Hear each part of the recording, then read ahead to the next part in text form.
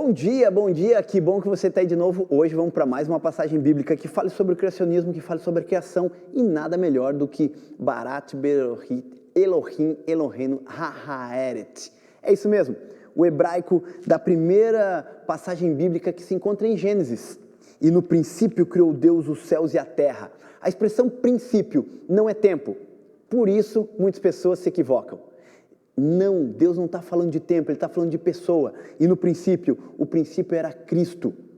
E como a gente sabe isso? Quando você vai à primeira carta de João e você encontra lá Deus falando que no princípio, ali quando Deus criou todas as coisas, quem estava com Ele? O Verbo. E o Verbo era quem? Era Cristo.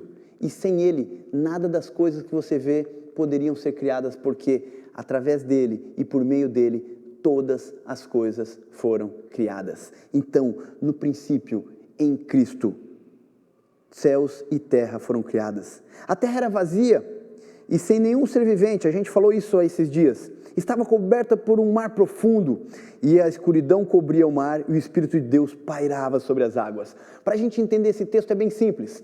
A expressão é quando o Espírito de Deus está trabalhando num lugar que está sem luz, que é a luz de Deus. Ele está preparando o caminho para que Deus venha agir. É simples. Quando João Batista estava batizando as pessoas em água, ele foi claro em dizer: eu batizo vocês para o arrependimento, mas quando Jesus vier, ele vai batizar vocês no Espírito. O Espírito de Deus estava pairando, e a expressão pairar não é a mesma expressão do que surfar. Surfar é quando você toca na água. Pairar é você passar rente à água. E essa expressão é usada tanto na mitologia, quanto na filosofia e na ideia da cultura judaica, que é a presença do Espírito trabalhando, Ele preparando o local. Deus falou: eu vou construir neste lugar. O Espírito já estava dizendo: eu estou pronto para o trabalho. Deus então vem, porque não existe nada sem forma e vazio. Quem dá forma e quem põe conteúdo é Deus. E olha que interessante, aí ele vem dizendo, primeiro então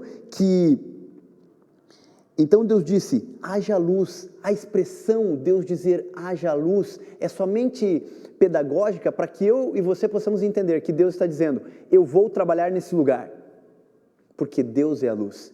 Ele é o único sol da justiça. A luz vem dele. Ele diz, eu sou o caminho, a verdade e a vida. Eu sou a luz do mundo.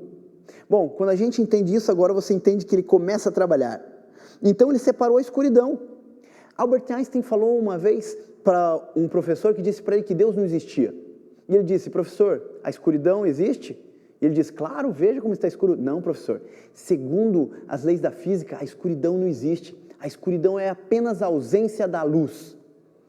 Ele perguntou, professor, o frio existe? Ele disse, sim.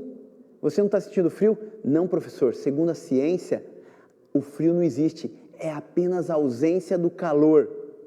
Professor, o pecado só existe porque é a ausência de Deus.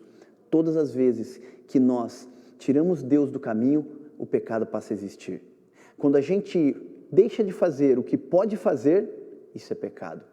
Quando a gente não se deixa ser usado por Deus, isso é pecado. E Deus então vem, ilumina a terra, dá uma forma. E agora, com a sua luz, põe um conteúdo. Porque agora ele faz então surgir a terra em Pangeia, que era uma só terra, e com os mares que ficavam ao redor. Então ele separa a água da terra e agora ele começa a dar forma. Ele enche da sua presença, do seu poder, da sua ação. Logo então ele que faz essa divisão, então agora ele coloca as plantas, depois o sol, a lua, e ele vai trabalhando para que chegue o momento do homem possa aparecer. E agora então, ele põe Adão num pouco de barro, com uma forma, sopra nele o fôlego de vida, e agora Adão é um ser vivente. Ele vê Adão andando para um lado para o outro, todos os animais com um casal, e ele fica pensando, não é bom que o homem esteja só. E ele põe na mente dele, vou criar uma ajuda idônea. Queria que a gente parasse por aqui hoje, para que você meditasse, que Deus pensou em você, quando criou todo o universo, e ele sabia o que estava fazendo. Ele não precisa de que ninguém o ajude a fazer o que é certo. Ele tem todo o poder para isso. E um dia Ele pensou em você e em mim, para que nós tivéssemos ajuda idônea. Ajuda idônea quer dizer ajuda de igual forma, não tem diferença. Trate as pessoas que estão próximas de você com amor e carinho, porque é isso que Deus queria criar, um mundo perfeito, começando pelo nosso lar. Que hoje, em nome de Jesus, o seu lar seja criado esse mundo perfeito, onde você, a sua família, buscam um único Criador, o Deus que está nos céus, para fazer da sua casa, mais do que tudo, um lar de oração, de paz e de amor, onde as pessoas encontram o Cristo vivo, que habita em vocês, e que a velha criatura deixe de existir e agora passam a ser Jesus para as pessoas. Que hoje Deus te abençoe e que você seja Jesus para as pessoas. Tchau, até a próxima! Não perca, amanhã é o último episódio.